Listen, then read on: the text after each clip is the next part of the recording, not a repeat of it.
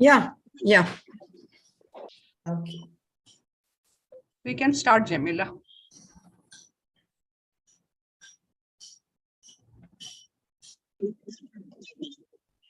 This is the 26th session of our forum on literary and culture. And we have with us a very illustrious person to give us a talk on cultural legacies of women in the family. We are honored and very privileged to have Dr. Mallika Sarabhai with us today. So very warm welcome to our chief guest. Thank you very much. I would also like to welcome the new team of AIWC, Srimadi Kalyani Raj, who's the president, who has taken over as the president, the Secretary General, Srimadi Manju Kark, and the treasurer, Srimadi Upasana Singh. We have also changed hands at the Trivandrum Center, and our new team now is the president. As president is Srimadi Jalita Umari, and as secretary we have Dr. G.B.G. Varghese, and as treasurer Ms. Padmini Nair. Mrs. Indra Ramakrishna Bulle will continue to guide us as the patron of the Trivandrum chapter. A very warm welcome to all the new office holders, both at the center and at the Trivandrum Center. Usha Pillai, our zonal officer, has taken over as the member in charge, licensed with international NGOs and agencies. A very warm welcome to Usha, all the AIWC members, guests, well-wishers who have joined us today at this forum. As quite a number of you know, we have been hosting this forum for the last 2 years. And during these 2 years, we have been bringing to this forum very diverse topics and lectures by well-known thinkers, intellectuals, artists, practitioners. We have had talks on environment, on dance, on painting, on life writing, on birds in the Silent Valley, environmental hazards. We have had a talk on the traveling gazelles. We had talks on the tribal society, the tribals of Kerala.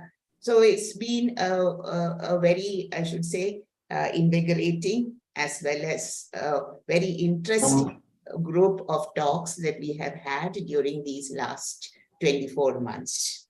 We had gone without a break, starting with our inauguration of the Cultural Forum by none other than our very dear Jayakumar sir, who is an IAS officer and who has in fact endeared himself to the people of Kerala and all over the world. Today's talk is by a renowned and I would say illustrious dancer, social activist, firebrand feminist, who is with us today, and Dr. Mallika Sarabhai will give a talk on cultural legacies of women in the family. I did not know where to start when I looked at her theme, because there were so many accomplishments that she has in fact mastered and shown the world the way, inspired women, that it was a difficult task choosing a few to talk about her. But some of the highlights I must indeed share with you all. We have today with us a Padma Bhushan awardee and the first woman chancellor of the Kerala Kala Mandalam, Dr. Mallika Sarabhai. And I think it's very significant that we are having this talk in March with the International Women's Day just around the corner. And to have a person who is a social activist and who has been talking and dancing her way into the hearts, not only of Indians, but the world as well, of using dance as an art form to reach the minds of people, to bring about a change in the social and cultural spheres, not only in Kerala and India, but the rest of the world as well. She's a fearless writer, writes about very burning issues like dowry deaths, suicides, sexual harassment, women's issues, environmental issues. She is a columnist for the Times of India. She has written her own memoir in Free Fall, which Shashi Tharoor has described as the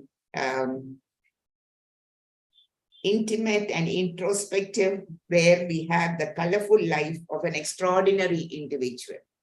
Actually, it's a very colorful life of an extraordinary individual that we have here and we are going to listen to.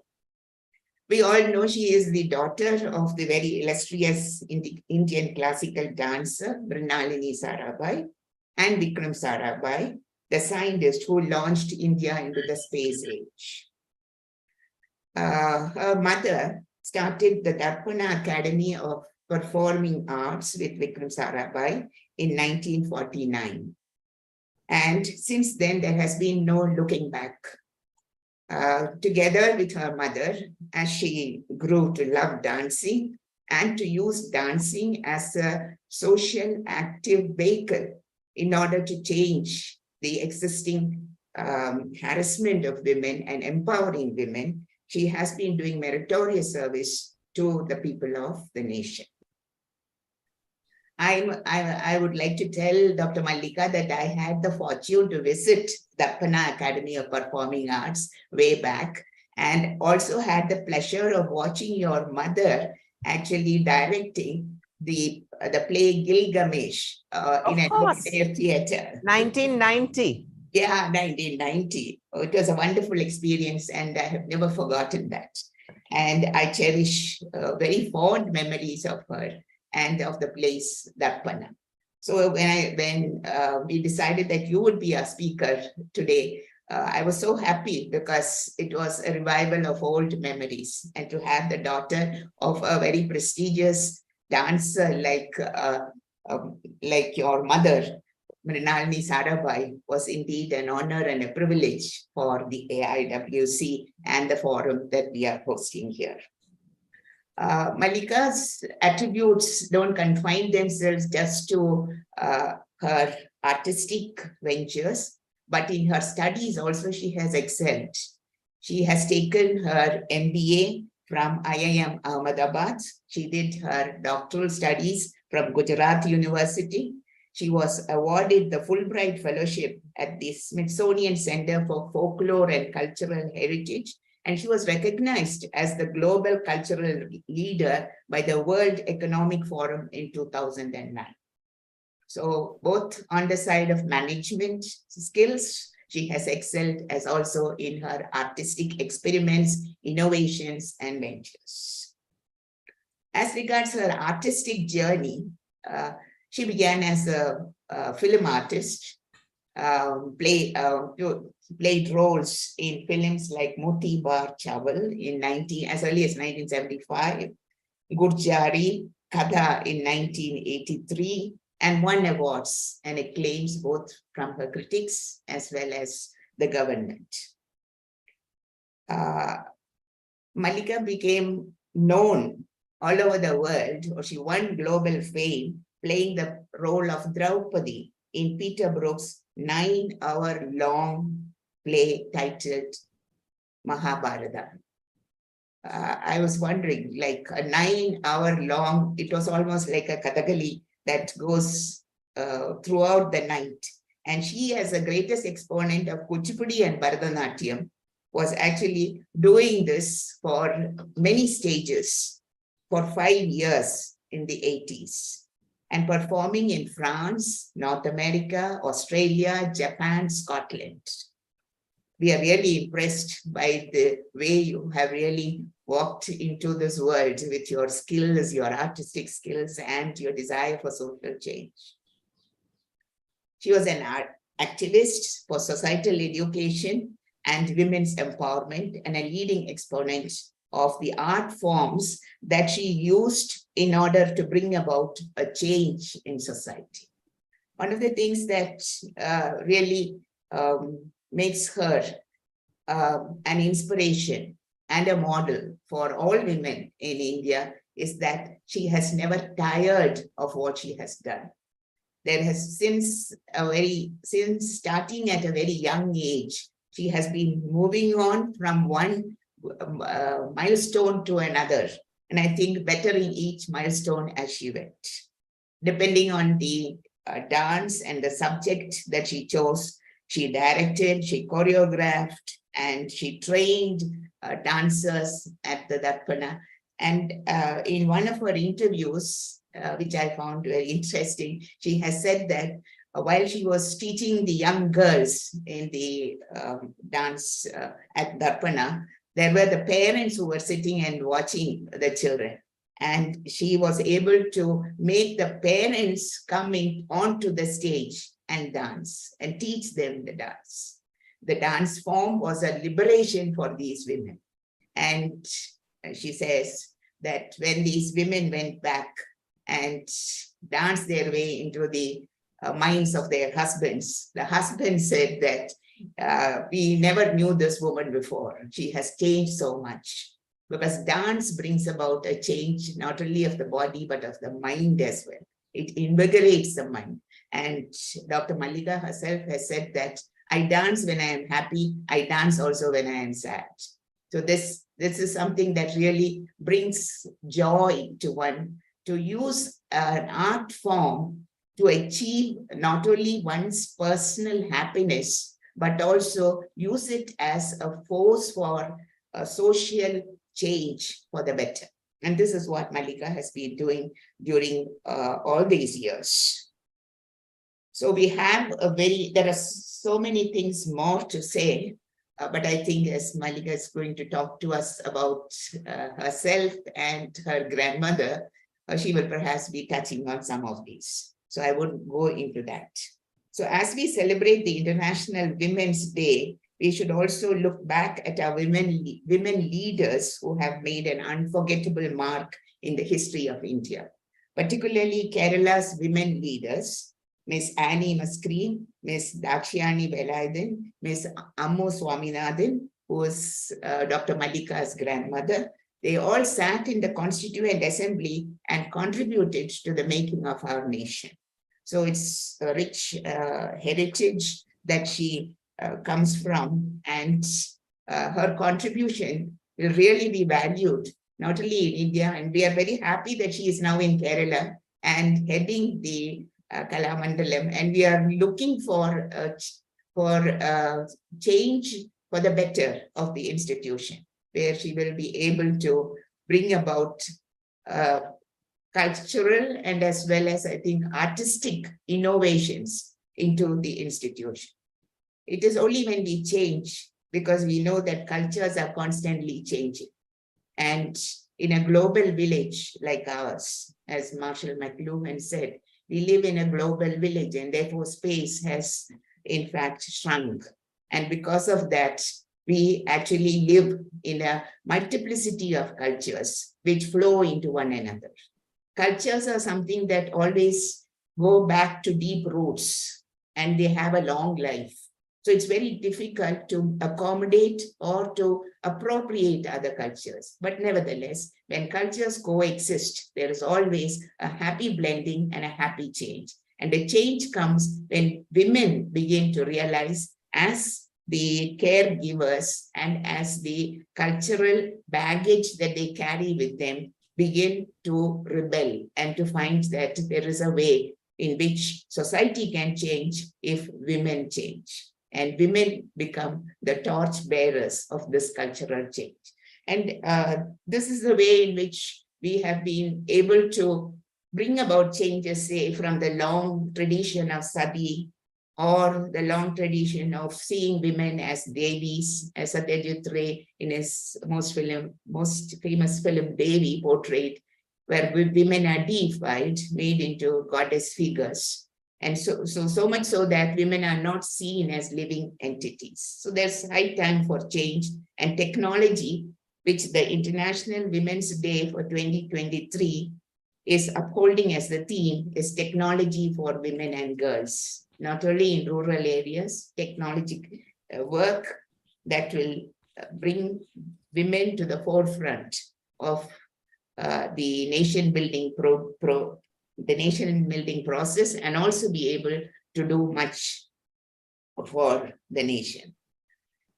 Finally, before I go on to the next job that has been given to me, I would like to draw attention to the memoir that Dr. Mallika Sarabhai has written, and which I was very interested in reading, where she talked about so many aspects, not only just of the body. As a young child, a little bit of what she tells us is that she was a very fat child, and there was always this yearning to become thin, and many factors like that, little things that really touched her and which have been with her all through her life, and the changes that she has been able to bring in her life.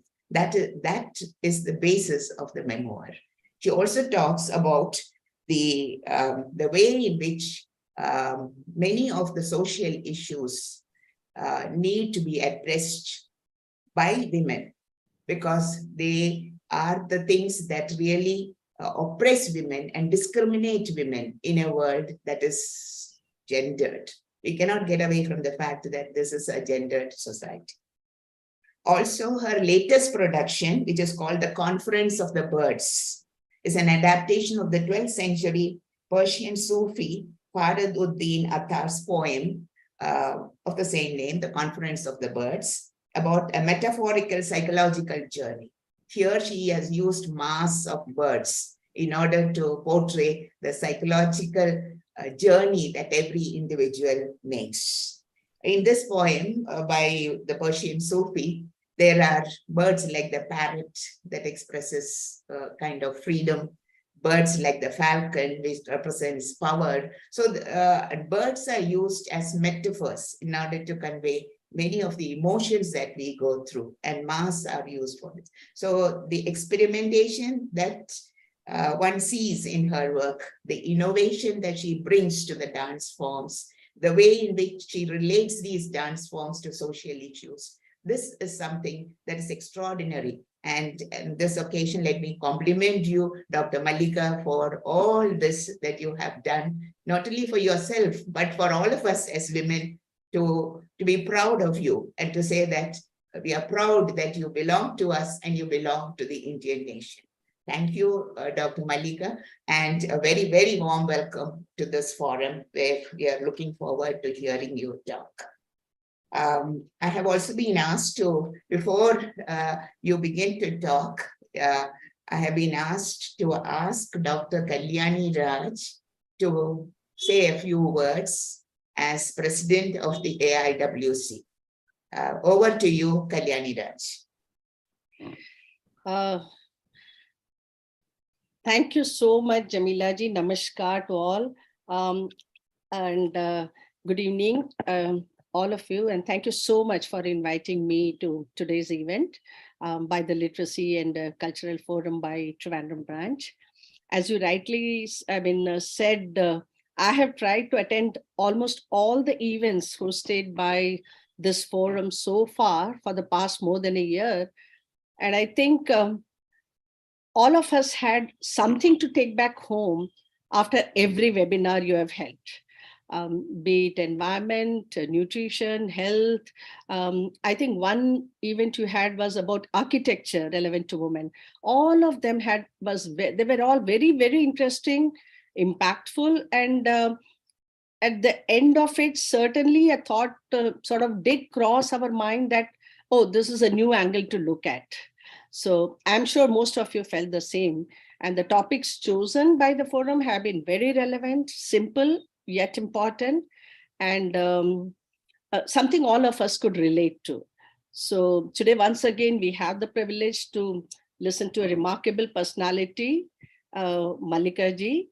And my sincere thanks, Mallika ji, that you have agreed to grace this occasion. And I feel more honored because this is the first webinar of Cultural Forum I'm attending after taking over as the president of All India Women's Conference. So it's a double. Congratulations. Thank you so much. And so it's a double privilege for me. We have associated Mallika ji with your brother also in some of our work, Kartikeya ji, who is equally famous environment educator. And today it's again our honor to listen to you. So without taking any further time, we are all looking forward to listening to you. So my sincere thanks to Usha and Jamila ji for inviting me. And thank you to the forum once again. And I wish the forum all success to continue the good work in future. Thank you very much. Thank you, Kalyanji, for the very warm words. We appreciate that. And now to our main speaker, Dr. Mallika Sarabhai. We are all ears for you, please.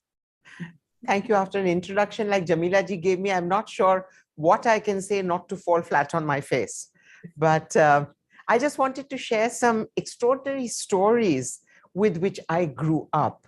And I think in my family, nobody ever told us to do this or that.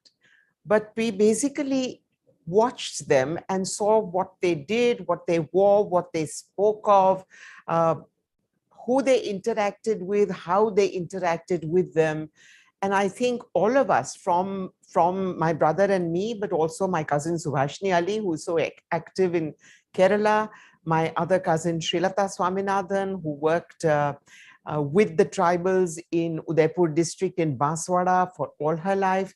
I think it was a sort of paradigm around us that influenced us and made us into, I think, the fighters that we are, and we are certainly fighters. One of the earliest stories that I was told was about my Kerala Ammamma during the Mapla Revolution. And I don't know if this is an apocryphal story or a real story, probably a combination of both. And she, with 8 children or 7 children, was widowed very early and was looking after our Anakara Vadakat farm and homestead, which we still have. And all her neighbors started telling her that you are a young widow with so many children and the Maplas are coming and they are raiding the farms and you have to get out because it's not safe. And apparently she said to her neighbors that, you know, I have always treated the Maplas as my family. So let the raiders come and let them talk to my Maplas. And if they feel that I have mistreated them or exploited them, then they can do with me what they want. And she had the household prepare lunch for 100, 150 people. And when the so-called raiders came, she said, you must be very tired because you have been going from farm to farm. So why don't you come and sit down and have lunch? And then I will introduce you to my Mapla workers and see what you come up with. And if you genuinely think that I'm exploiting them, then do with me what you want. So apparently the so-called raiders were extremely taken back by this young and apparently very beautiful widow who was fearlessly standing in front of them. And they sort of sheepishly sat down and had a very good lunch. And then Ammamma brought her followers and the workers of her family, who basically said that, you know, we are treated exactly the same as the children. And we are treated as family, and she looks after all our families. And the raiders were apparently so taken aback that they said sort of, thank you very much for lunch, and left. That's one of the stories I was brought up on. The other story is, of course, about Ammu Swaminathan herself. My grandfather, Swaminathan, was a Tamil Brahmin, brought up in an extremely impoverished family. Very bright, but no money. He had one brother. And the sort of story you hear about so often of a very bright child studying under the only lamppost on the street. And he used to come often to Palaghat and got connected to my great-grandfather on my Palaghat side, who used to help him and encourage him and try and see what he could do and so on. And then my grandfather was noticed by one of the Britishers who was in charge of the law college and was very impressed by my grandfather and gave him a scholarship called the Gilchrist Scholarship to go to Scotland to study law. And my grandfather went and studied law and was one of the brightest students there, and discovered at the end of his first law degree that he had enough money to go to Harvard Law School for 6 months. So he wrote to the Harvard Law School authorities and said, I'm an Indian, I'm finishing my graduation in Scotland, and I have enough money to come to you for 6 months. If I come there, will you give me a PhD if I pass? And of course, the Americans must have thought this is some quirky Indian writing to us. And they said, yeah, sure, come. So grandfather went there and in 6 months completed his PhD. And I have with me a New York Times article about this extraordinary Indian who was taken on to the Harvard Law School as a joke, but had in fact passed not only his written test, but his AIWC, and was being granted a PhD in 6 months and was sailing back to India. Well, he came back to India, and the first port of call was the Palaghat house. And he went to my great-grandfather and said, you have 6 daughters, and I have just come back with my doctorate, and I think I will be able to make a decent living in Madras. I want the hand of one of your daughters. Now, by that time, 5 of the older daughters were married, and only Ammu, who was then 14, was still there. So my grandfather said, I have always sworn that I will only marry one of your daughters. So let Ammu be married to me. Now, he was by this time 32 or 33. Ammu was only 14. Ammu was uneducated. So once my great-grandfather decided that they could get married, for the next year, my grandfather arranged to educate Ammu. And apparently every evening after the courts were closed, he would write lessons for Ammu. He had hired a young man to take the train to Kuttipuram. At Kuttipuram, in the morning, there was a bullock cart that would take the lessons to the Taravad. Ammu would sit and answer the lessons for 2 hours. These would be handed back to the bullock cart. The bullock cart would go back and catch the Kuttipuram train to Madras, where somebody else was waiting at the station, would take the lessons back. My grandfather would check them, write the next day's lesson. And this apparently went on for a whole year, by which time my grandmother was not the uneducated country bumpkin that he had decided to marry, and came to Madras to be married and to take part in a society very British. And my grandfather decided that she had to not only be educated, but she had to be better than the Britishers. So he then hired an Irish woman to teach her all the British etiquette so that she could go to any of the parties of the Raj and still be better at English than them. He was by then a very successful lawyer, and he bought her a phaeton that she would ride to these parties, and she became the talk of Madras society. At which time she met Gandhiji and decided to drop all of this, take on Khadi, and join the movement. And as Jamila ji said, the rest is history. She stood for parliament from Dindigul, won 3 successive roles in parliament, became one of the signatories of our constitution. And this was another story. The third story was of my paternal grandfather and grandmother. My Dadaji, as I used to call him, was orphaned at a very young age with 2 older sisters, and an uncle, a paternal uncle, brought him up. He was a Jain by birth and was sent to Gujarat College, one of our oldest colleges in Ahmedabad. But 3 weeks after he had started in Gujarat College, his uncle, who was leading the trading business, passed away. And Dadaji had to basically come out of college and decide to take over whatever the trading and the business was and the calico mills. And he didn't have time to get married. He felt that he needed to get his older sisters married. And Anasuya Sarabhai, his older sister, was a very rebellious woman who had been educated and had a mind of her own. But Dadaji felt that she needed to be married, and he succumbed to the pressure of the Jains and got her married. And again, this might be an apocryphal story, but Motaben, as Anasuya Sarabhai was called, because my grandfather used to call her Motaben, and then she became the universal Motaben, just like my mother Amma became the universal Amma of Gujarat, even with people older than her. So Motaben apparently didn't want to get married at all, but was forced into this marriage. On either the first or second day of her marriage, unconsummated, she climbed out of her window onto a tree, came down, took a train to Bombay, and got onto the first ship to go to England to study economics, and became part of the whole left-wing group, part of the suffragette movement to get rights for the women.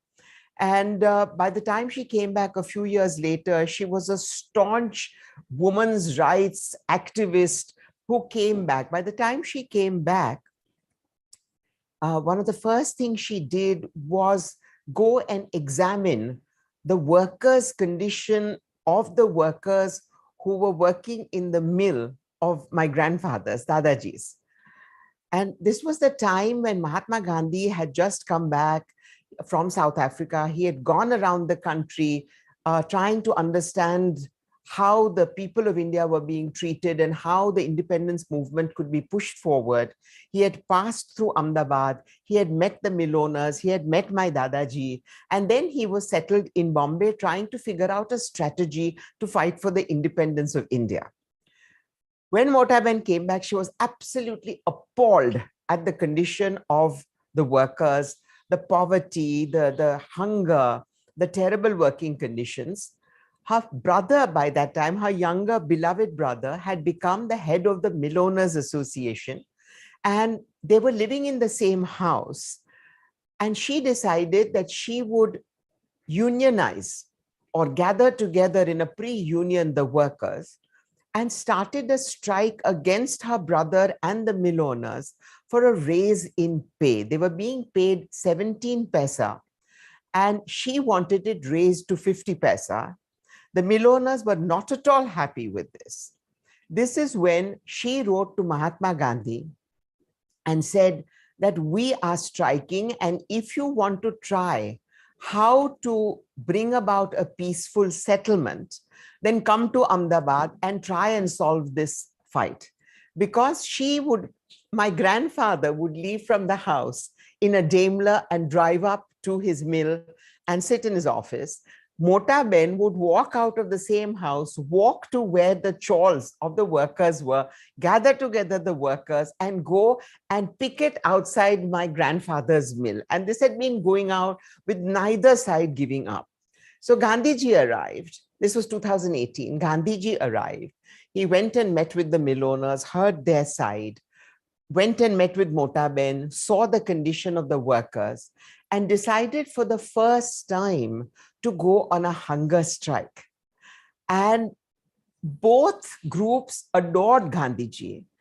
Gandhiji went on a hunger strike. Neither of the groups were budging. And people from across the country started getting in touch with the mill owners, saying, you cannot let Mahatma Gandhi die because he is to lead the independence movement. And if he dies just now, India will never become independent. So the mill owners had to bow down to pressure and agree on a 37 paisa rise. And the great writer and sociologist Erik Erikson wrote a famous book called The Gandhi's Truth, in which he writes that this was the first time that Mahatma Gandhi realized the power of the hunger strike, which he then continued to use against the British till we won our independence. Motaben went on to start the first textile labor union, the Majur Mahajan, which for the next 50, 60, 70 years, till the Gujarat textile industry collapsed, was the greatest mover for the rights of the workers. Ilaben Bhatt, who just passed away and later started SEVA, the Self-Employed Women's Organization Association, which allegedly today is the largest women's organization fighting for the rights of the unorganized sector women, was and has always said that she learned what she learned to become the leader of Seva from my great aunt Motaben, and that without Motaben's tutoring, mentoring, and teaching her the strategy of peaceful negotiations, but being completely firm and in some senses genderless, she would have never started Seva. On the other hand was my aunt Mridula, Papa's oldest sister, who first met Gandhiji at the age of 14 and decided to join the movement. She dropped her jewelry, donned khadi, and joined the movement, leaving the family behind at the age of 14. She fought alongside Gandhiji all through the independence movement. She was one of the many people that Gandhiji employed. And in the terrible days of our partition, Motaben used to dress as a Pathan male and on a horse would cross the borders of Pakistan and India and would save women from both sides from the massacre. And when I was 15 and many years later went back to Kashmir, and people would know that I was Mridula Sarabhai's niece, the stories I heard about how their women had been saved and how fearless she was, she used to be called the Pathan of Kashmir. And in her last many years, post-independence, she fought for Sheikh Abdullah to become the chief minister of Kashmir, something that unfortunately only happened after she passed away in 1974. Now, these are the stories that I was brought up on, and these are the people that I was brought up in. There are many more. I'm just giving you 4 stories, and then I'm going to throw it open to you for questions. So when people say, Mallika, how are you a feminist? I say, what option did I have? Because even the men were feminists. Imagine Dadaji, imagine my maternal grandfather, that they were men without any insecurities. Lakshmi Sehgal, whom you know a lot more about, head of the Rani Jhansi regiment, right hand of Subhash Chandra Bose, who led the army, led the women's wing, and who is still celebrated in Kerala. I've spoken less about her because you know much more about her. But with these women as part of my DNA, as these women as my idols, Amma breaking every rule of the book by becoming one of the earliest non-Devadasi women to become a Bharatanatyam dancer, using dance for social change, breaking every barrier to make Bharatanatyam respectable in the northern part of our country, even in the south, because even in the south, there was such a stigma attached to it. I am because of all of them, and I am because their truths continue the fight for justice in every cell of my body. Thank you, and over to you. I'm happy to answer any questions, listen to any comments that you might have.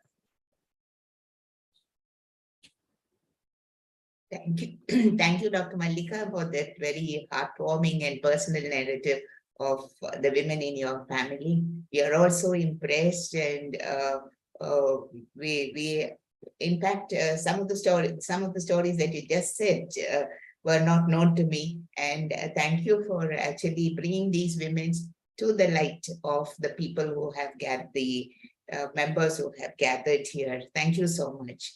I think now the forum is open for discussion.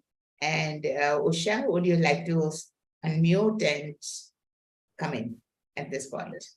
Thank you, Mallika ji, for that very, very interesting account of the women in your family, and each one a more inspiring figure than the other. And we have, of course, heard all the names. And but then now that you tell us their stories with a personal angle, so it is much more interesting. And definitely we would like to have that webinar on Ammu Swaminathan about her contributions, about her life.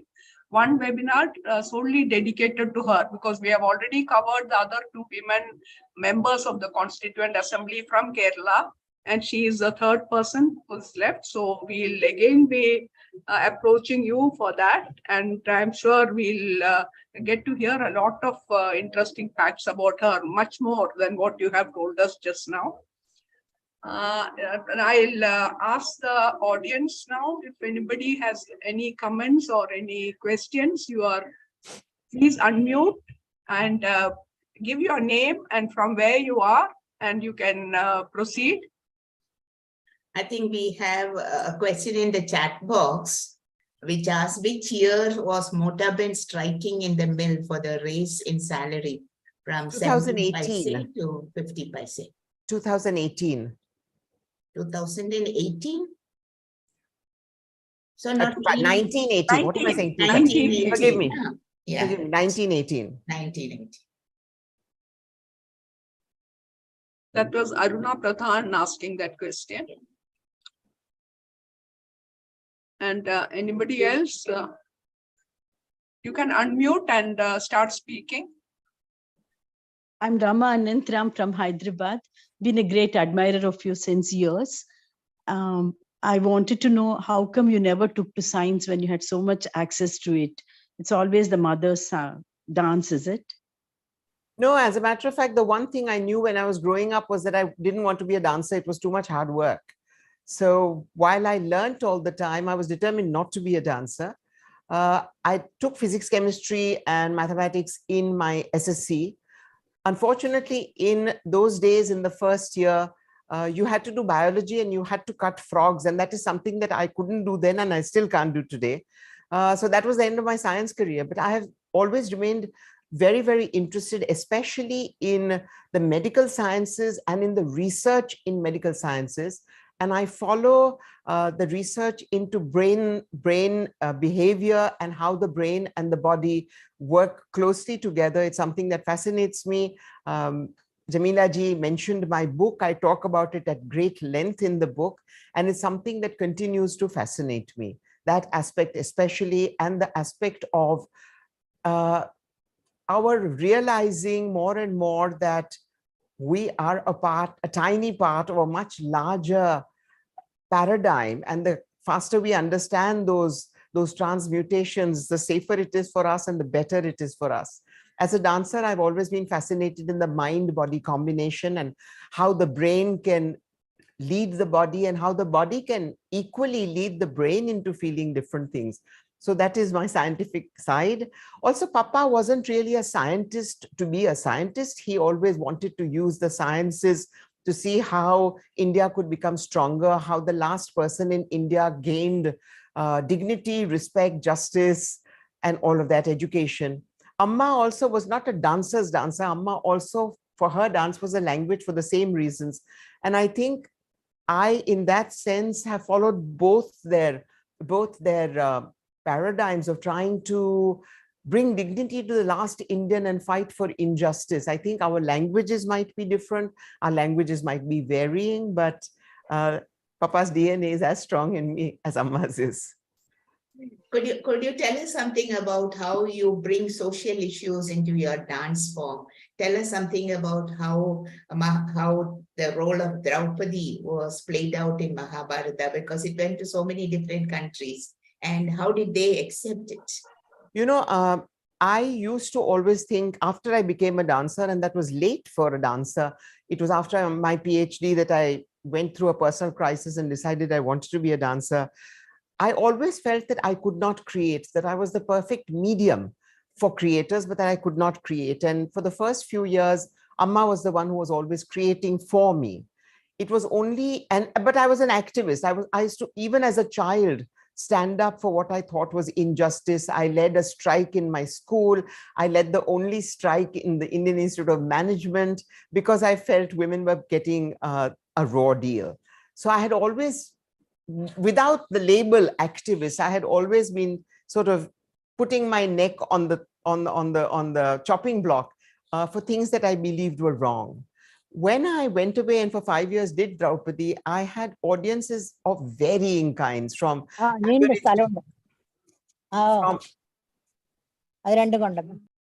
somebody's sound is on. from Aboriginals in Australia to very sophisticated women in France and all the sort of spectrum. And they all seemed to relate to Draupadi. And I came out thinking that, you know, I can't afford not to create to talk about the issues which bother me, which is how I forced myself to birth myself as a creator and have been doing the kind of work that I have been doing ever since. It's difficult to describe. If any of you go onto YouTube, you will see a lot of my work and a lot of the work in using the arts to talk about issues that I think all of us should be talking about. Thank you. Anyone else? Madam, Yes, please. I am, Manjula. Yeah, go ahead. I am Dr. Manjula Suresh from Coimbatore. Madam, what message would you like to convey to the women of the new generation? What about the old generation? That you have already spoken. You have already told. You know, Manjula, I Yeah. think that however much those of us who are aware of patriarchy and of the terrible way that patriarchy uses both men and women to keep women subjugated, somewhere deep inside us, all of us have a little switch that we need to switch off. And that switch is to get male approval. Whether it's your older brother that you want patting on the shoulder, or if you're a medical doctor, it's your male superior that you want patting on the shoulder. We need to understand that we are the only ones who can switch off that switch of male approval. Finally. I have met women who are CEOs of some of the biggest corporations in the world, and they still have not been able to switch off this switch. We need to be asking ourselves, are we wanting to live our own script? Because most people, not only women, most people in this world, especially in traditional countries like India, do not. It's a script that is given to us by our parents, by our larger families, by the community we are in, by the religion we are in. And it is not our script. We don't even want to face that. It's a painful process, but it's the only process of actually becoming a human and a humane being, and not a woman or a man or a Catholic or a Hindu or a Dalit. We first need to find who we are, each of us, not only women. Otherwise, we are going to continue living a life that is both false and ultimately will make us feel empty and unhappy. And it's, as I said, it's a painful journey, but it's a painful journey that's the only meaningful journey of life, nothing else. Thank you, madam. Would you like to say something about the new generation that she was asking?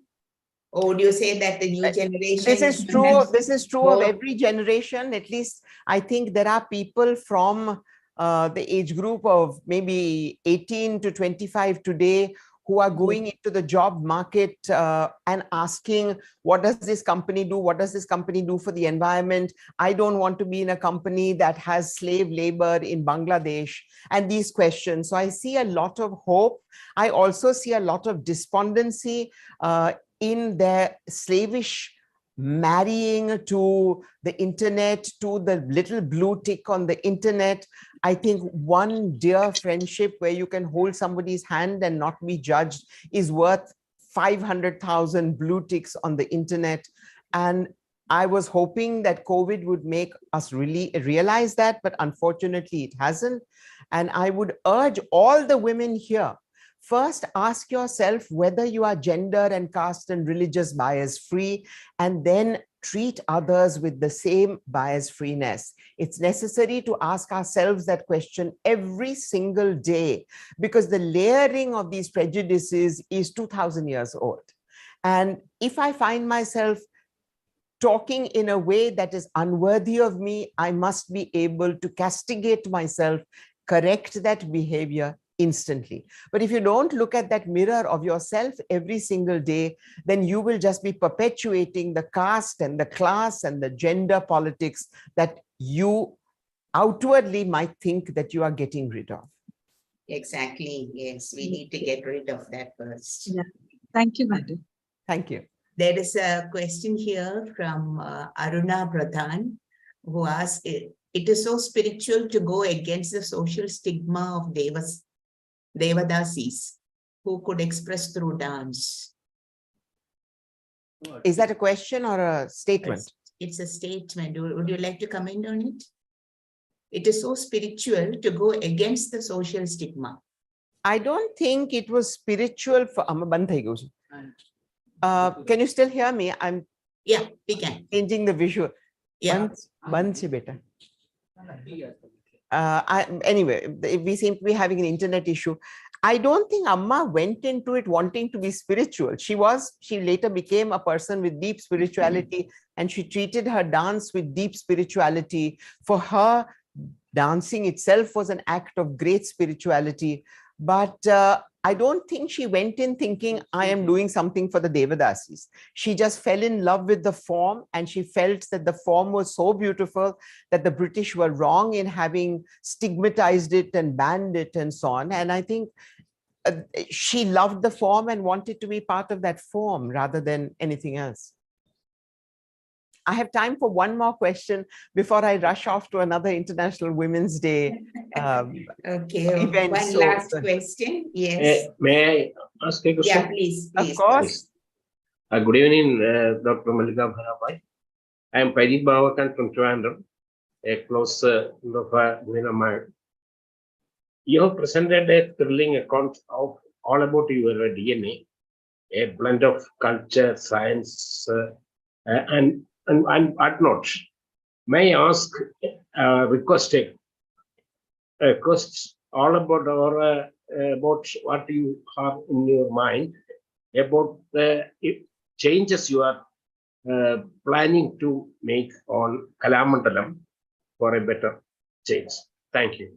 Yes. Please. I have to tell you that I'm totally thrilled and very excited and very challenged at becoming the Chancellor.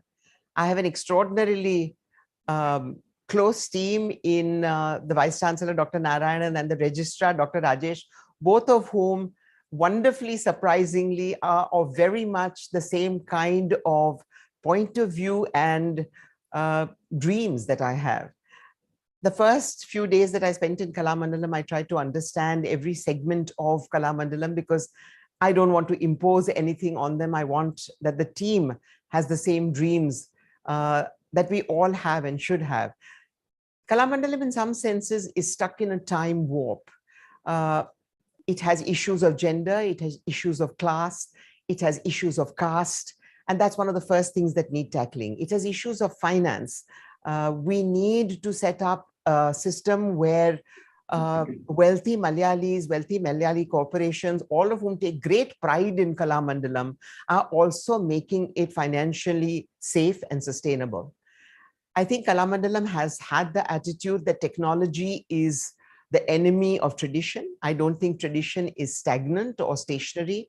And I don't think technology is an enemy. Technology can enhance tradition. Technology can take a traditional dance style from being just an artistic style or an artistic footprint to being a language which can become a vital part of society, just as we have been doing in Darpana for the last 40 years. I've been talking to Dr. Beena, the minister, in seeing how we can be using dance and music to talk about issues of development. And I'm hoping that over the next few months, we will be able to broad base a lot of what is the core competence of Kalamandalam, throw away some of the things that have crept in because of a class, caste, and gender bias, and because patriarchy is mixed up as the core of the arts. And I'm hoping that all of you will be part of that change and will be part of that exciting journey that we take. Thank you. Okay, thank you. Thank you very much. All the best. Thank you. Thank you, Dr. Mallika. Jamila ji, I must take my leave. Yeah, thank you so very much. much for inviting me. It's been delightful, and I'm sure I will cross paths now that I'm coming so frequently to Kerala, at least with those of you who are from Kerala, and all the best for the new year. Thank you. Thank you so much. Yeah, if you happen to come to Trivandrum, please let us know. We would really like to Will have do. a physical meeting with you. Will Please do. do let us know. Thank you so much. Right. Thank you. Thank you so much. I would please continue, the other members, please continue to be on this forum. I have some very interesting news to tell you. And that is, this was the 26th session that we had. But in the next few sessions that we are going to have, we are going to address a particular theme. And from the next session onwards, we are going to go for the literature and culture of the G20 countries, particularly in the light of the presidency that has come to India of G20. We feel that we need to understand, and we also need to know the people, the culture of all these 20 countries. So in the next 20 sessions of this forum, what I'm hoping is to bring to you literature and culture of countries as diverse as US, America, Canada, Australia, and so from Germany. So it will be like in this forum, we will actually have a diversity of cultures and literatures in the succeeding sessions. And I need all your cooperation and all your goodwill and wishes for the next session that we are going to launch in April. I hope you will all be with us during those sessions. So again, once again, thank you to all of you who have joined us. And I must say that it was a very inspiring talk by Dr. Mallika Sarabhai, and a very personal one. And I'm sure that as when we take away many messages from the very illustrious women who have been part of her ancestry. It's also as part of all, I would say, or we should be proud that we have had such great women in India. So thank you very much for being with us in this session. Usha, would you like to conclude? Over to you. Yeah, thank you, Jamila, for sustaining this literary and cultural forum through 2 years. And we have, I think we can pat ourselves on the back, and we have done a good job. We have had very diverse subjects and very interesting persons. And today also we had a very inspiring person to address us. It has been a great experience for all of us.